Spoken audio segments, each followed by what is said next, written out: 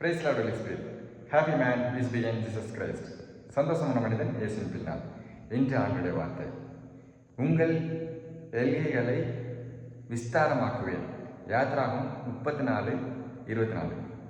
இந்த வார்த்தையின் மூலம் ஆண்டவர் நமக்கு ஒரு பெரிய ஆசீர்வாதத்தை கட்டளையிடுகிறார்.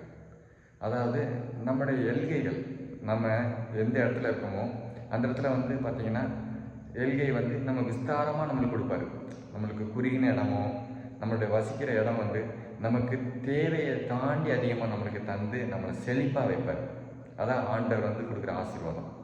ஆண்டவர் அதாவது மோசே ஆண்டவரை தேடி போகிறாரு மலைக்கு மேலே. அவர் அந்த 10 கட்டளைகளை ஆண்டவர் கொடுக்குறாரு. அப்போது அந்த டைமில் அவர் சொல்கிற வார்த்தை, என்னுடைய எல்கைகளை விஸ்தாரமாக்குவேன். ஸோ ஆண்டோடைய பிள்ளைகளுக்கு அது நிறைவாய் கிடைக்கும். அப்போது நாம் ஆண்டவரை தேடி போகும்போது ஆண்டவர் கொடுக்குற ஆசீர்வாதம் நம்மளுக்கு பெருசு. நம்ம சின்ன எல்கைக்குள்ளே உட்காந்துக்கிட்டு அதில் நிறைய பாடுகளை அனுபவிச்சுட்ருக்கோம். நம்மளுடைய எல்கைகளை விஸ்தாரமாக்கும்போது நம்ம ஃப்ரீடமாக எங்கேனாலும் நம்ம எல்கைக்குள்ளே சுதந்திரமாக சுற்றலாம். அதாவது எதிரிகளெல்லாம் நம்மளை விட்டு துரத்திடுவார்.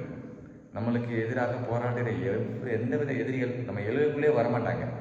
நம்ம எல்கை குறுகி இருந்தால் தான் நம்ம சுதந்திரமாக போக முடியாது. நம்மளுடைய எல்கை விஸ்தாரமாக இருந்துச்சுன்னா நம்ம செழிப்பாக எவ்வளோ தூரம்னாலும் போய் சந்தோஷமாக இருக்கலாம்.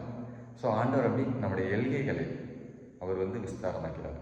ஸோ அதனால் ஆண்டவருக்கு நம்ம ஸ்தோத்திரம் சொல்லுவோம். நம்முடைய எல்கைகள் விஸ்தாரமாக போகும். Praise lord holy spirit. ஆமென்.